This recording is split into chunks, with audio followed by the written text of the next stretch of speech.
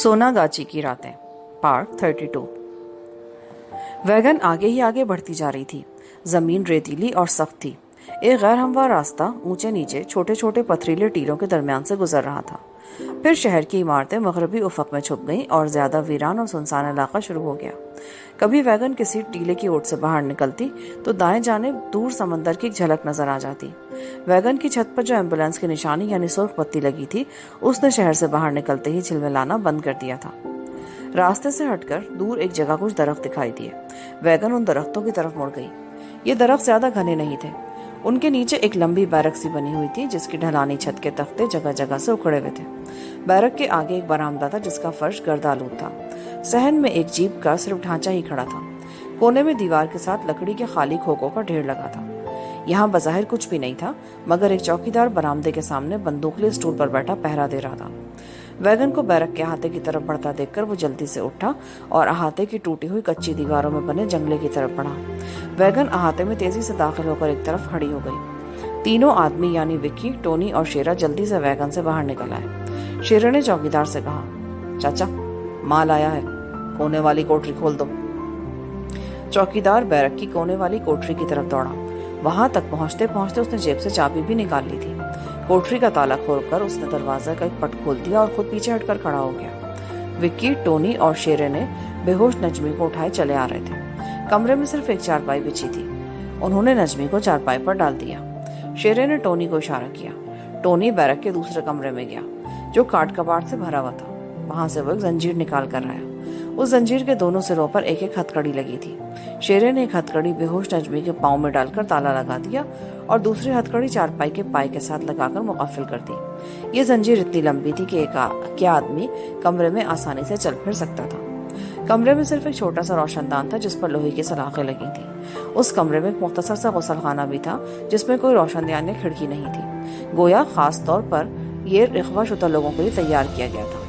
इस काम से फारिग होकर तीनों आदमी कमरे से बाहर आ गए। दरवाजा बंद करके उन्होंने ताला लगा दिया। चाबी चौकीदार के हवाले की और फिर शेरे ने चौकीदार को एक तरफ ले जाकर कुछ जरूरी हिदायत दी और ये तीनों आदमी एम्बुलेंस से बैठकर जिधर से आए थे उधर ही चले गए। चौकीदार सियाफा मजबूत तनोतोष का मालिक था। शेरे, विक्की और टोनी के जाने के बाद उसने जेब से बीड़ी निकालकर सुलगाई और बरामदे के आगे दरख्त की छांव में रखे स्टूल पर बैठ गया। जमान के कारिंदे विक्की, टोनी और शेरा नजमी को वीरान मकाम पर वाक़ बैरक में बंद करने के बाद एक गुमनाम जगह पर जाकर अपने बॉस यानी जमान की टेलीफोन कॉल का इंतजार करने लगे। उसके बाद नदीम के साथ जो कुछ बीती और जमान ने उसके साथ जो ड्रामा किया वो तो हम बयान कर चुके हैं। उसी रात नदीम को परेशान हाली में लाहौर की तरफ रवाना होना पड़ा, तो वापस होटल आकर जमान ने शेरे को खुफिया जगह पर फोन किया और पूछा कि माल रखवा दिया गोदाम में। जब शेरे ने उसे बताया कि माल रखवा दिया गया है, तो जमान ने उसे कहा कि इंतजार करो और फोन बंद कर दिया। उसके बाद जमान ने एक और जगह फोन किया। हेलो सेठ, क्या हाल है? मैंने फोन इसलिए किया कि माल आ गया है। मैं उसे बहुत जल्द एक्सपोर्ट कर देना चाहता हूँ, क्योंकि गोदाम में इतनी जगह नहीं है। नहीं सेठ, ये बात नहीं है, असल में खतरा है, माल पड़े पड़े खराब ना हो जाए। ओके, मैं 2 दिन इंतजार कर लूंगा। मुझे मालूम है सेठ माल कहाँ पहुँचाना है, हम तो जायज कारोबार करते हैं, पूरी दयानतदारी के साथ। ओके, खुदा हाफिज। उस वक्त रात के 10 बज रहे थे। जमान ने गाड़ी निकाली और उस खुफिया अड्डे की तरफ चल पड़ा, जहां उसके तीनों कारिंदे उसके मुंतजर थे। जाते ही उसने शेरे से कहा, जंजीर डाल दी थी उसे? बिल्कुल डाल दी थी उस्ताद, और चौकीदार को भी समझा दिया था। फिर उसने रैम की रोशनी में एक एक करके तीनों कारिंदों को गौर से देखा। ये माल बड़ा कीमती है, इसकी कीमत बहुत पड़ेगी। एजेंट से मैंने बात कर ली है, 2 दिन बाद हमें माल उसके हवाले कर देना होगा। लेकिन इस वक्त मैं उस अहद को दोहराना चाहता हूँ जो मैंने तुमसे ले रखा है और जिसकी खिलाफ वर्जी का अंजाम तुम तीनों को अच्छी तरह मालूम है। विक्की, तुम बोलो। विक्की ने कहा, हम उस लड़की पर बुरी नीयत से हाथ नहीं डालेंगे। जमान ने टोनी की तरफ देखकर कहा, टोनी तुम अपना अहद दोहराओ। टोनी ने कहा, हम लड़की को किसी की अमानत समझकर अपने पास रखेंगे, उसकी इज्जत की हिफाजत करेंगे। अब जमान ने शेरे की तरफ देखा। शेरा बोला, अगरचा निकाहनामे की रोह से वो मेरी मनकूहा बीवी बन चुकी है, पर मेरे लिए वो हराम है। जमान ने जेब से छोटा सा जर्मन ऑटोमेटिक पिस्तौल निकाल लिया और उसकी चमकीली नाली पे उंगली फेरते हुए बोला, तुम लोग अच्छी तरह जानते हो कि इस पिस्तौल से निकली हुई गोली ने राजू को क्यों हलाक किया था। इसलिए कि उसने मेरे कारोबारी उसूलों को اور اپنے وعدے کو توڑتے ہوئے میرے لائے ہوئے مال پر میری امانت پر ہاتھ ڈالا تھا۔ یہ میرا شروع سے اصول رہا ہے کہ جو عورت ایکسپورٹ ہونے کے لیے یہاں لائی جاتی ہے میں اس کی حفاظت کرتا ہوں جب تک کہ وہ ایکسپورٹ نہیں ہو جاتی۔ راجو نے اس اصول کو توڑنا چاہا تھا، میں نے اسے قتل کر دیا۔ اب زمان نے شیرے کی طرف دیکھا۔ اس بار جو لڑکی لائی گئی ہے اس کا نکاح تجھ سے کروایا گیا ہے، یہ جعلی نکاح ہے، اس پر سوائے تمہارے اور لڑکی کے باقی سب دستخط نقلی ہیں، مگر اسے کوئی نقلی ثابت نہیں کر سکتا۔ تم خوب جانتے ہو کہ ایسا کیوں کیا گیا ہے، محض اس لیے کہ اس لڑکی پر ہمارا حق بنا رہے، اور اگر کبھی سے صورتحال پیدا ہو جائے تو تم نکاح نامہ دکھا کر اسے اپنی بیوی ظاہر کر سکو۔ اس کے سوا تمہارا اس لڑکی سے کوئی تعلق ہے نہ رہے گا۔ مجھے یقین ہے تم میری بات سمجھ گئے ہوگے۔ استاد، یہ کوئی کہنے کی بات ہے، ہم سب سمجھتے ہیں، میری طرف سے تمہیں کبھی کوئی شکایت کا موقع نہیں ملے گا۔ زمان نے مسکراتے ہوئے پستول پر ہاتھ پھیرا۔ شکایت کا موقع تو یہ پستول کی گولی کسی کو بھی نہیں دیتی میرے دوست۔ آج 10 تاریخ ہے، 13 تاریخ کی آدھی رات کو لانچ مقررہ مقام پہ پہنچ جائے گی۔ ہمیں مال اسی رات ایجنٹ کے حوالے کرنا ہوگا۔ مال کی حفاظت کی ذمہ داری اب تم پہ عائد ہوتی ہے۔ تم میں سے ہر ایک باری باری بیرک میں ڈیوٹی دے گا۔ زمان چلا گیا، وہ تینوں وہیں بیٹھے رہے۔ شیرے نے کہا، آج کی باقی رات بیرک میں پہرے کی ڈیوٹی دوں گا۔ وکی اور ٹونی کو نیند آ رہی تھی، وہ بڑے خوش ہوئے کہ اس وقت وہ رات کے پہرا دینے کی ڈیوٹی سے بچ گئے۔ شیرے نے جیپ نکالی اور شہر سے دور سنگلاخ ٹیلوں والی اس ویران بیرک کی طرف روانہ ہو گیا جہاں نجمی قید تھی۔ صبح جب یہ لوگ اس بیرک میں اسے بند کر کے چلے گئے تھے تو چوکیدار باہر برآمدے میں سٹول ڈال کر بیٹھ گیا تھا، تو اس وقت کافی دن نکل آیا تھا۔ نجمی کو ہوش آ گیا تھا، اس کا سر ابھی تک بھاری تھا۔ پہلے تو وہ یہ سمجھی کہ وہ اپنے ہوٹل والے کمرے میں ہے، لیکن بہت جلد اسے محسوس ہو گیا کہ وہ کھری چارپائی پر پڑی ہے اور چھت کے اوپر پنکھا بھی نہیں چل رہا۔ روشن دان میں سے دن کی روشنی کمرے میں آ رہی تھی۔ نجمی جلدی سے اٹھ کر بیٹھ گئی۔ اٹھتے ہی اس کے پاؤں کی زنجیر جھنجھنا اٹھی۔ نجمی نے اپنے پاؤں میں زنجیر بندھی دیکھی تو اس کے حلق سے چیخ سی نکل گئی۔ وہ چارپائی سے اتری تو اسے چکر سا آ گیا۔ وہ وہیں بیٹھ گئی، دونوں ہاتھوں سے سر تھام لیا اور پھٹی پھٹی آنکھوں سے کمرے کا جائزہ لینے لگی کہ وہ کہاں آ گئی ہے، اس کے پاؤں میں زنجیر کس نے ڈال دی۔ وہ پڑھی لکھی لڑکی تھی، اس قسم کے واقعات اخبار اور رسالوں میں پڑھ چکی تھی۔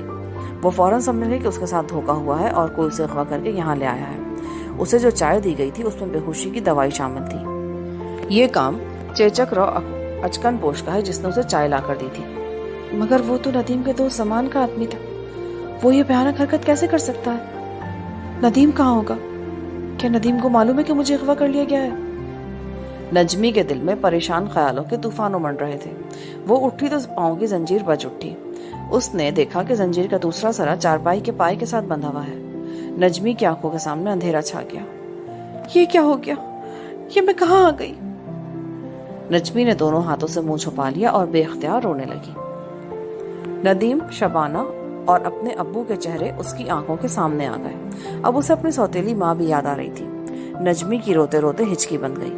وہ دیر تک اپنی قسمت بلکہ اپنی حماقت پر آنسو بہاتی رہی۔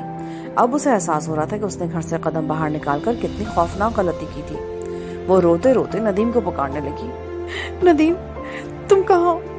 میری مدد کو کیوں نہیں آتے؟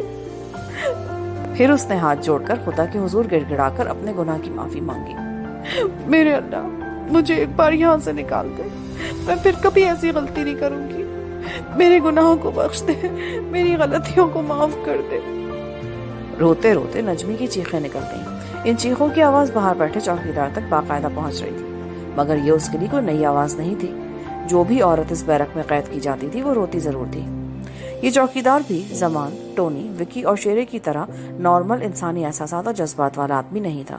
اس نے بھی ان چاروں کی طرح اپنے ضمیر کو یہ کہہ کر وقتی طور پر افیون دے رکھی تھی کہ یہ تو ایک کاروبار ہے، جو عورتیں یہاں لائی جاتی ہیں ان کا کوئی نہیں ہوتا، بے یارو مددگار ہوتی ہیں، انہیں ایکسپورٹ کر دیا جاتا ہے اور پھر نئے ماحول میں پہنچ کر وہ سب کچھ بھول جاتی ہیں اور ہنسی خوشی زندگی بسر کرنا شروع کر دیتی ہیں۔ ایک طرح سے تو یہ ان کی امداد ہی ہوتی ہے۔ چوکیدار بھی نجمی کے رونے کی آواز سن کر اپنے دل میں کہہ رہا تھا، احمق لڑکی، اب رو رہی ہے، کچھ روز بعد نئے ماحول میں، نئے گھر میں سمندر پار ہنس کھیل رہی ہوگی۔ چنانچہ نجمی بند کمرے میں کبھی ندیم، کبھی اپنے ابو اور کبھی شبانہ کو یاد کر کے روتی رہی اور باہر چوکیدار اطمینان سے بیڑی پیتا رہا۔ پھر وہ اٹھ کر بیرک کے کونے والے چھوٹے سے باورچی خانے میں چلا گیا۔ یہاں ضرورت کے مطابق آٹا، چاول، گھی، چینی اور دالیں وغیرہ ڈبوں میں موجود تھی۔ چوکیدار کھچڑی تیار کرنے لگا۔ کھچڑی تیار کر کے وہ ایک تھالی میں ڈال کر پانی کے کٹورے کے ساتھ نجمی کے پاس لے گیا۔ نجمی نے چوکیدار کو دروازہ کھول کر اندر آتے دیکھا تو اس کے پاؤں پر گر کر بے اختیار رونے لگی۔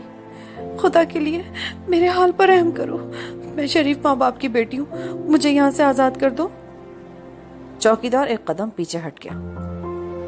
شریف ماں باپ کی بیٹیاں گھر سے نہیں بھاگا کرتی، یہ کھچڑی کھا لو، نہیں کھاؤ گے تو یہاں تمہاری اماں جان تمہیں کھلانے نہیں آئیں گی۔ یہ کہہ کر چوکیدار باہر نکل گیا۔ اس نے دروازے پر تالا لگا دیا۔ نجمی آنسو پوچھتے ہوئے اٹھ کر بیٹھ گئی۔ چوکیدار کا جملہ تیر بن کر اس کے دل میں پیوست ہو گیا تھا۔ یہاں پر پارٹ 32 کا اختتام ہوتا ہے۔ آگے کہانی سننے کے لیے پارٹ 33 سماعت فرمائیں۔